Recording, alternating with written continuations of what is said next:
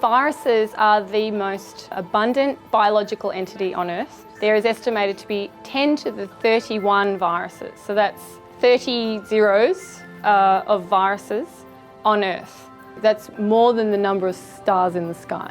I think it's exciting because we don't know what the hell most of these viruses are, and we certainly don't know what a lot of them are doing in our intestine that could be beneficial to us.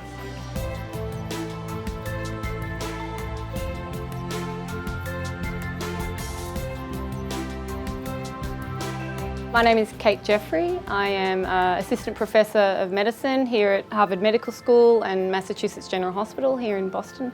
Through the Kenneth Rainham Foundation, we've been able to embark on a sort of new frontier for the lab, and that is looking at how our immune system is communicating with these so-called commensal viruses that are existing within our gut. So these longer spread out dendrites here is sort of a classic macrophage shape. We have known for decades that the bacteria in our guts have a really large influence on both of our health and disease states. And there's been a lot of research looking at the bacteria in our gut and how they communicate with our immune system.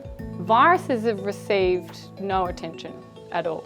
And so this has been really a very new field in inflammatory bowel disease research. Here's the specimen. And this is inflamed and non-inflamed. Right, so there's the inflamed segment and then normal. And a little bit of the normal.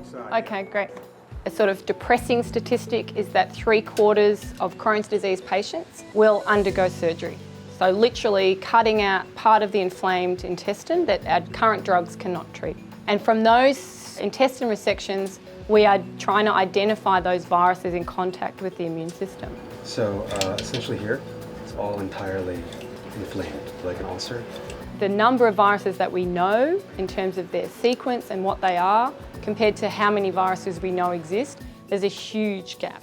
And that's a big challenge for us actually in the intestine, because we're using sequencing technologies to identify viruses, but we can only identify those viruses of which we know the sequence. That's been a big challenge for this project.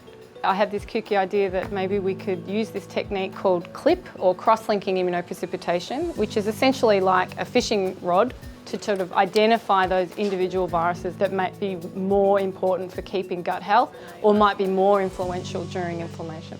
We know what some of those viruses are, and now we're testing what some of those viruses are doing functionally.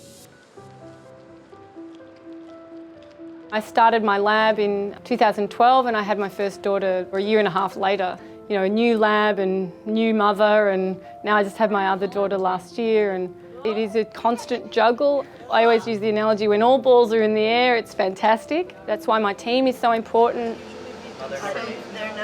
What we're really excited about is identifying individual viruses or collection of viruses that might be promoting a healthy gut. So we can try and recapitulate any of those beneficial effects. What I would love to do is to be able to trigger that same pathway in the immune system to trigger that healthy response. Identify the precise part of the virus genome that's being sensed by the immune system.